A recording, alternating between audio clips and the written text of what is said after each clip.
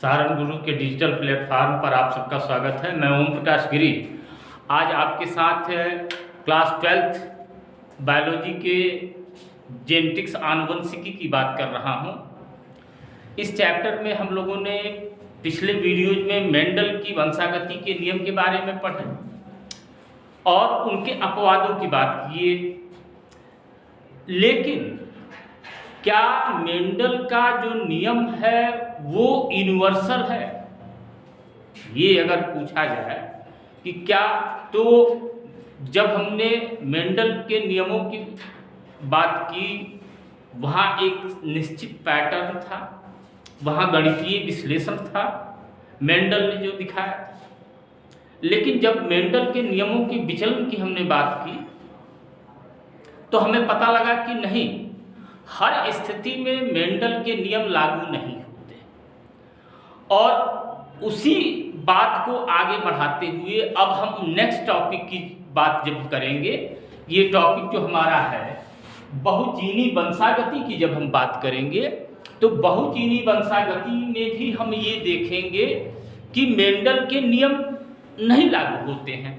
जैसे मटर के पौधे के बारे में मेंडल ने जब बात किया, जो स्थिति हमको दिखाई पड़ी मटर के पौधे में, तो मटर के पौधे में हमने क्या देखा कि या तो मटर के पौधे बड़े थे, लंबे थे, या तो बौने थे। मेंडल के नियम के अनुसार दो ही कंडीशन थी। अगर मटर के पौधे की लंबाई की बात की जाए, लंबाई एक गुण को लिया गया, तो इसमें हम लोगों ने क्या देखा था, या तो लंबे पौधे थे या बौने। इसमें कोई बीच का रास्ता नहीं था, कुछ मझोले आकार के नहीं थे। जो भी 7 कैरेक्टर्स थे, 7 लक्षण थे मेंडल के नियम में, वहां बिल्कुल कॉन्ट्रास्ट था, बिल्कुल विरोधाभासी लक्षण एक दूसरे के साथ थे। लेकिन फिर वही बात आती है कि क्या हर परिस्थिति में हर जगह यही स्थिति होगी? तो नहीं।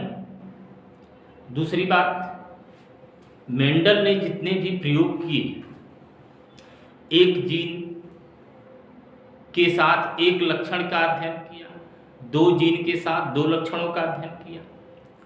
अब आगे जब बढ़ते हैं तो हम क्या देखते हैं कि एक जीन सिर्फ एक लक्षण को ही निर्धारित नहीं करता। बात को समझने का प्रयास करिए थोड़ा सा। जीन और लक्षण दोनों बात सुनिए। जीन एक है, एक जीन हमने ले लिया। तो मेंडल के जो नियम थे, जो प्रयोग थे, एक जीन एक लक्षण,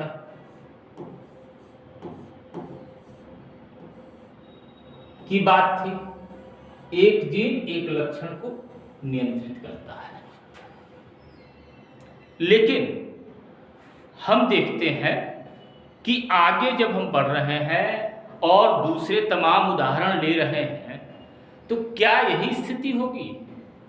तो इसका जवाब फिर हम कहेंगे नहीं। एक जीन आवश्यक नहीं है कि हर जगह हर परिस्थिति में एक ही लक्षण को निर्धारित करे, एक से अधिक लक्षणों को भी निर्धारित कर सकता है। ठीक, इसी तरह क्या एक लक्षण एक ही जीन से निर्धारित नहीं होते? इसी तरह हम कहेंगे कि बहुत सारे 2, 3, 4 जीन्स एक लक्षण को निर्धारित करते हैं। तो यही बात कही जाती है बहुजीनी वंशागति। वह स्थिति परिस्थिति जहां पर कि एक से ज्यादा जीन किसी एक लक्षण को निर्धारित करते हैं। क्लियर? आइए देखते हैं मेंडल के अध्ययन में मुख्यतः उन विशेषकों लक्षणों का वर्णन किया गया था जिनके स्पष्ट विकल्पी रूप होते हैं। अभी हमने बात की कि अगर मटर के पौधे की लंबाई की बात की जाए तो मटर के पौधे के लंबाई में या उसके पुष्प के रंग में या फूल पुष्पों की स्थितियों के बारे में किसी जो 7 लक्षण लिए गए थे तो उसमें स्पष्ट विकल्प होते हैं, बिल्कुल विरोधाभासी होंगे। जैसे कि पुष्प का रंग या तो बैगनी होता है अथवा श्वेत, परंतु यदि आप अपने आसपास चारों ओर देखेंगे तो आपको पता चलेगा कि ऐसे अनेक लक्षण हैं जो उतने स्पष्ट नहीं हैं तथा प्रवणता में फैले हुए हैं। इसमें एक बहुत ज्यादा रेंज है। उदाहरण, मनुष्यों में हमें केवल लंबे अथवा बौने लोगों के ही दो स्पष्ट विकल्प दृष्टिगत नहीं होते। भाई आप समाज में देखिए, अगर मेंडल के नियमानुसार की बात हो, नियम की बात हो, तो हम एक हाइट फिक्स कर लेते हैं कि सपोज दैट 6 फीट और कुछ 5 फीट के, यही 2 हाइट होती। लेकिन ऐसा नहीं होता। क्लियर है? 2 रेंज नहीं है, यहां बहुत लंबा रेंज चला जाता है। मनुष्यों की ऊंचाई के बारे में अगर हम बात करें तो कुछ 6.5 फीट 7 फीट के भी लोग मिलते हैं, 4 फीट के भी लोग मिलते हैं, 5 फीट के मिलते हैं, 5 फीट 2 इंच के मिलते हैं। तो एक रेंज ऑफ वेरिएशन, बहुत लंबा रेंज मिलता है। ठीक है? इसी तरह एक और उदाहरण अभी आएगा, वो है मनुष्य की त्वचा का रंग। ये 2 उदाहरण आप याद रखेंगे, बहुजीनी वंशागति की ये 2 बहुत अच्छे उदाहरण हैं। एक उदाहरण आप नोट कर लीजिए, यहां एक्सप्लेनेशन दिया गया है लेकिन फिर भी पहला सबसे बढ़िया उदाहरण क्या है? मनुष्यों की लंबाई, तथा दूसरा क्या है? मनुष्यों की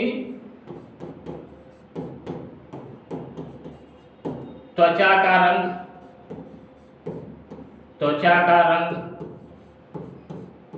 ये 2 बड़े ही स्पष्ट उदाहरण हैं जो बहुजीनी वंशागति की बात करते हैं, और इसमें बहुत लंबा रेंज मिलता है, बहुत ज्यादा वेरिएशन मिलता है।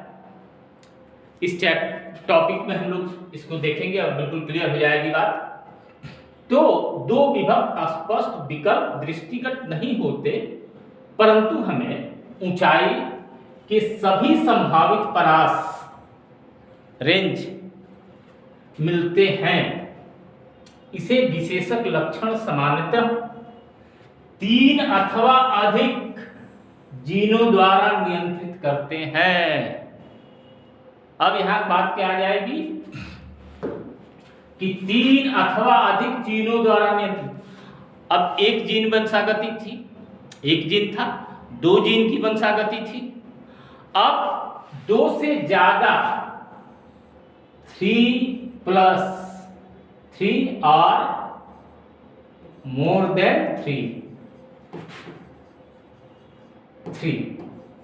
3 या 3 से ज्यादा द्वारा नियंत्रित करते हैं। अतः इन्हें बहुजीनी लक्षण कहते हैं। तो हम क्या कहेंगे? वो विशेषक लक्षण जो कि सामान्यतः 3 अथवा अधिक जीनों द्वारा नियंत्रित होते हैं, इन्हें बहुजीनी लक्षण कहते हैं। फिर से मैं बोल रहा हूं, वे सारे विशेषक या लक्षण जो कि 3 अथवा 3 से ज्यादा जीनों द्वारा नियंत्रित होते हैं, उन्हें बहुजीनी लक्षण कहते हैं। बिल्कुल क्लियर होना चाहिए। अब अनेक जीनों के शामिल होने के अतिरिक्त और क्या कह रहा है? बहुजीनी वंशागति में पर्यावरण के प्रभाव को, अब देखिए बहुत इंपॉर्टेंट है, पर्यावरण के प्रभाव को भी परखा जाता है। एनवायरमेंटल इफेक्ट हम लोगों ने शुरू में भी बात किया था, फिर से इसको आप समझने की कोशिश करेंगे कि किसी भी जीव का जो विकास होता है उसके विकास में दो प्रमुख प्रभावी कारक होते हैं।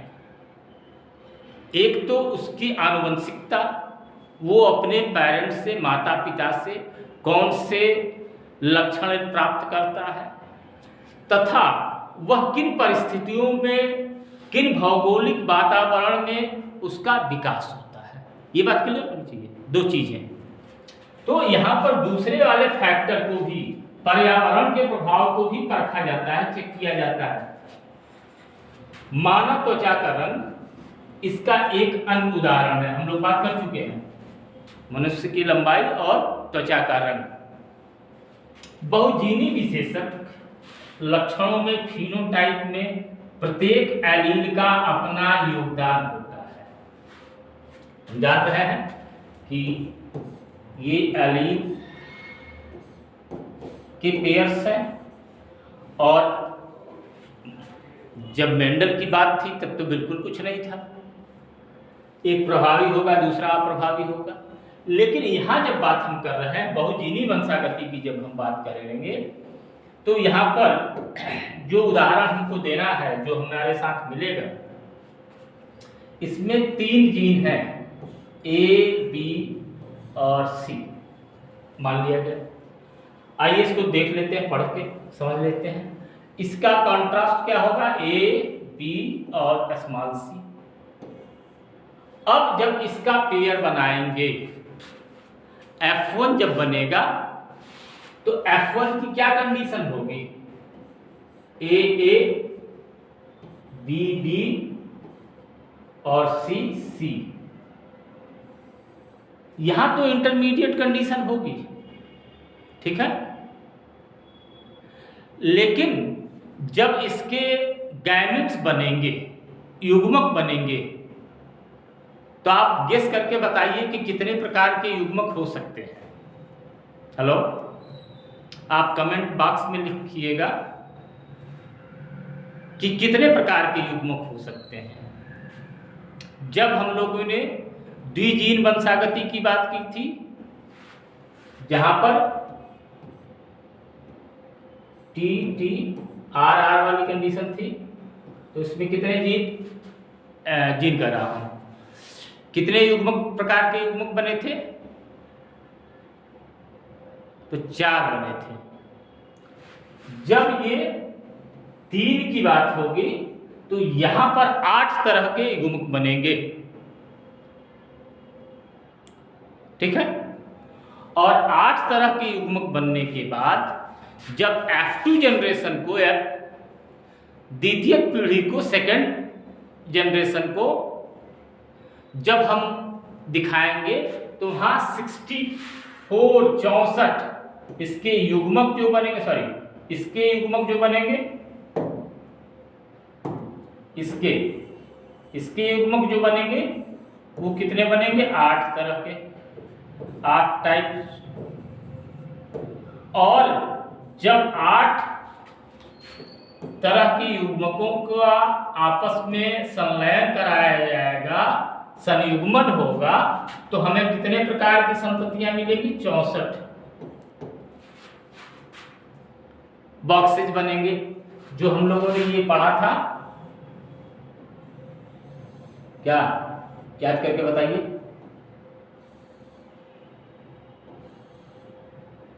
इस चेकर बोर्ड का नाम किसी बायोलॉजिस्ट के नाम पर रखा गया था।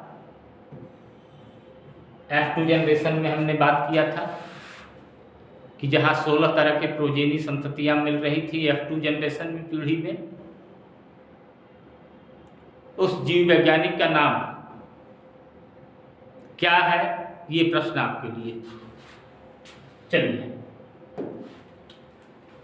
तो पर्यावरण के प्रभाव को भी परखा जाता है। मानव त्वचा का रंग इसका एक अन्य उदाहरण है। स्किन कलर हमारा। बहुजीनी विशेषक लक्षण में फिनोटाइप में प्रत्येक एलील का अपना योगदान होता है। हर एलील अपने आप को कंट्रीब्यूट करेगा, अर्थात प्रत्येक एलील का प्रभाव योजी होता है, जुड़ता है। ऐसा नहीं होगा कि वो अप्रभावी हो जाएगा या कोई प्रभावी हो जाएगा, ऐसी बात बिल्कुल नहीं होगी। इसे भली भांति समझने के लिए आइए कल्पना करें कि 3 जीन ABC कैपिटल मनुष्यों में त्वचा के रंग के लिए उत्तरदायी है। प्रभावी स्वरूप एलील कैपिटल ABC त्वचा के गहरे रंग का नियमन करते हैं तथा अप्रभावी कारक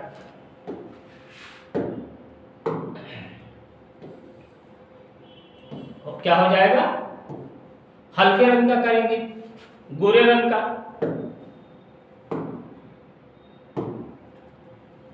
तथा स्मॉल ABC त्वचा के उजले रंग के लिए उत्तरदायी हैं।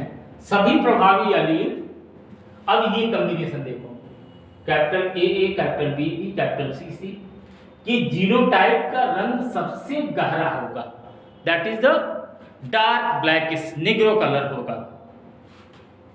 तथा सारे अप्रभावी allele small AA small BB small CC के जीनोटाइप के त्वचा का रंग सबसे हल्का होगा, प्योर व्हाइटिश यूरोपियन कलर। और हमारे देश के लिए जैसे बात कर लो तो हम लोग इंटरमीडिएट हैं, हमारी व्हीटिश कलर है, गेहुआ रंग। हमारे यहाँ मोस्टली लोग गेहुआ रंग के रेंज से थोड़े ऊपर नीचे होते हैं। इंडियन ब्लैक भी है, बिल्कुल वाइट भी है, लेकिन most of the population in between है, इंटरमीडिएट पॉपुलेशन है हमारे यहाँ, जैसा कि अपेक्षित है। 3 प्रभावी एलील तथा 3 अप्रभावी एलील वाले जीनोटाइप की त्वचा का रंग इनका मध्यवर्ती होगा। जो कंडीशन ये होगी, capital A small a capital B small b capital C small c, ये इंटरमीडिएट होंगे। अब इसमें जो वेरिएशन होगा, अब हम वेरिएशन थोड़ा थोड़ा देखते हैं, जैसे AA B स्मॉल कैपिटल और स्मॉल, ये कैसा होगा आप सोच के बताइए। इसी को मैं रिवर्स कर दे रहा हूं, AA small b capital B उसे कैपिटल C, इसको हटाते हैं, इस तरह नहीं लिखते।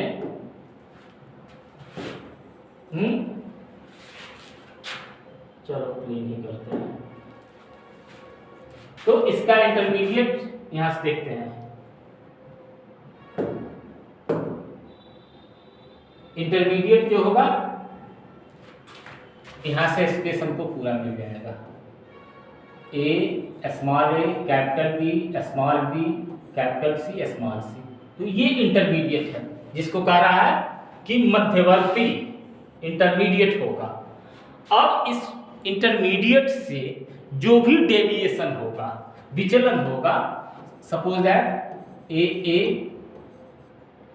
BB CC स्मॉल CC, ये कंडीशन हो गया।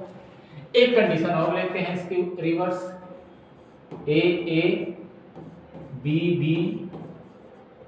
Capital C। तो अब इन दोनों को कंपेयर करो। एक कंडीशन ये, कंडीशन 1 और कंडीशन 2 को अगर हम कंपेयर करते हैं, तुलना करते हैं, तो इसमें गोरा कौन ज्यादा होगा? ये होगा फर्स्ट वाला, क्योंकि इसमें अप्रभावी एलील कितने हैं? 5 हैं। और इसके जस्ट अपोजिट सेकेंड वाला एग्जाम्पल देखते हैं, तो इसमें हम देख रहे हैं कि प्रभावी एलील जो है वो 5 है, अप्रभावी 1 है। तो ये बिल्कुल पड़ोसी होगा निग्रो का, और ये बिल्कुल पड़ोसी होगा व्हाइटिश कलर का, यूरोपियन कलर का। तो ये कंडीशन होती है, यानी कि जितने भी एलील होंगे, सपोज दैट एक तीसरा एग्जांपल ले लेते हैं, A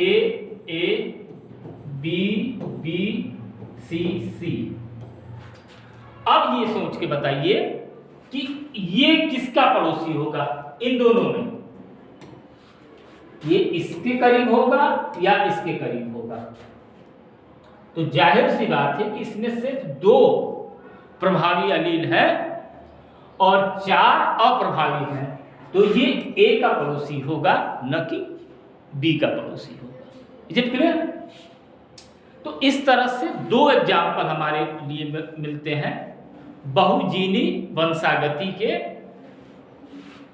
that is the height of human being and skin colour of human being. ये 2 प्रमुख एग्जाम्पल्स हैं, ठीक है। ओके, अब आते हैं नेक्स्ट हेडिंग पर, दैट इज द बहुप्रभाविकता। अब वही बात है, ये बहुजीनी वंशागति का जस्ट रिवर्स हम कर सकते हैं, बहुजीनी वंशागति का जस्ट अपोजिट कर सकते हैं। वह स्थिति जब एक जीन अनेक लक्षणों पर अपना प्रभाव डालता है, अनेक कार्यों में अपना इंटरफियरेंस रखता है, तो वो कंडीशन है बहुप्रभाविकता। बहुजीनी और बहुप्रभाविकता एक दूसरे के विरोधाभासी हैं। कैसे? जैसे कि हमने पिछले उदाहरण में दिया कि बहुत सारे जीन, 3 या 3 से अधिक जीन किसी एक लक्षण के निर्धारण के लिए जिम्मेदार हैं, ठीक।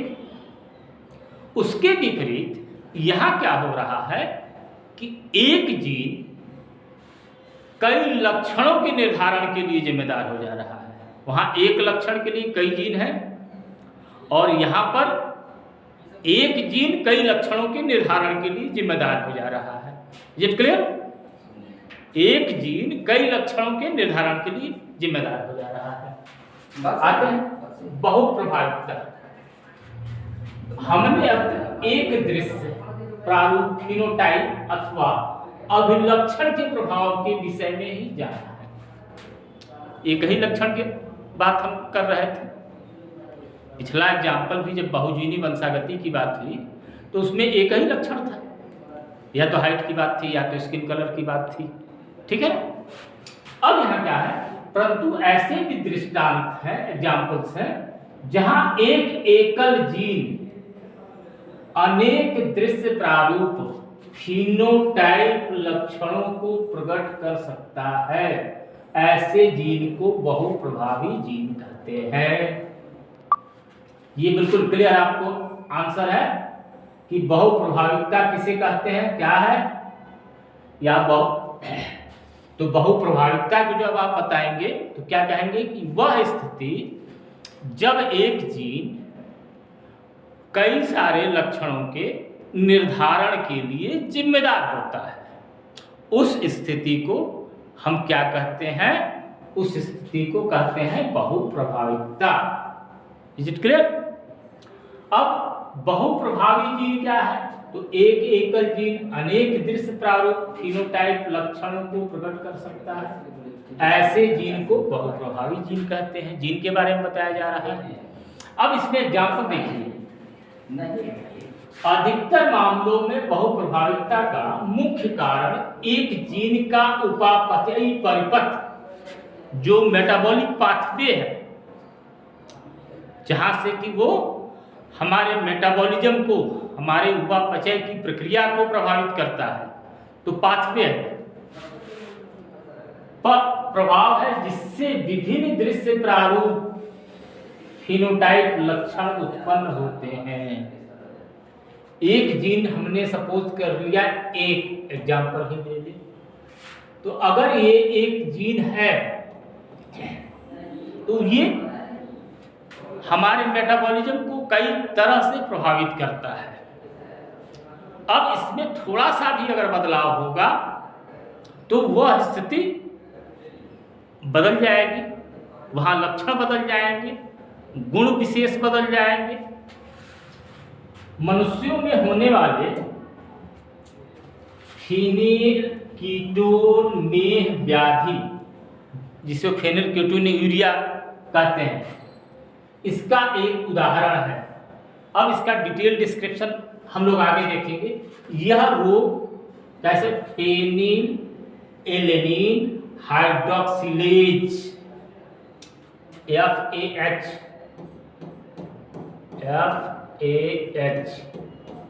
इसको याद करना पड़ेगा आपको, फेनिल एलेनिन हाइड्रोक्सिलेज। अब हाइड्रोक्सिलेज है, लास्ट में एल के साथ ASE लगा है, तो जहाँ भी एक शब्द आता है तो आपको एक अनुमान होना चाहिए, एक इंडिकेशन होना चाहिए कि वो एंजाइम ही होगा। तो नामक एंजाइम के लिए उत्तरदायी जीन में उत्परिवर्तन, एकल जीन उत्परिवर्तन जहाँ चेंजेज हो गया, म्यूटेट हो गया, के कारण होता है। यह अनेक दृश्य प्रारूपिक लक्षणों, फिनोटाइपिक लक्षणों, मानसिक मंदन, बालों के कम होने, बाल कम हो जाएंगे, तथा त्वचीय रंजन, जो स्किन है पिगमेंटेड हो जाएगी, के द्वारा अभिव्यक्त होता है। तो ये सारे इतने लक्षण हैं जब फेनिलकेटोन व्याधि, फेनिलकेटोनुरिया नाम की प्रॉब्लम किसी को होती है, तो ये सारे लक्षण उसमें दिखाई पड़ेंगे। और इसका कारण क्या है? एक सिंगल जीन म्यूटेशन, एकल जीन उत्परिवर्तन। एक जीन, एक चेन है, सपोज दैट हमने ABC ही ले लिया, D ले लेते हैं, 4 पेयर। अब इसमें किसी में एक में चेंजेस हो जाएंगे, तो उस वजह से ये फेनिलकेटोन व्याधि या फेनिलकेटोनुरिया नामक प्रॉब्लम हो जाती है। ठीक है, आज के इस वीडियो में बस इतना ही, छोटा सा वीडियो है। नेक्स्ट वीडियो में हम लोग बात करेंगे सेक्स डिटर्मिनेशन या लिंग निर्धारण। Okay, thank you very much.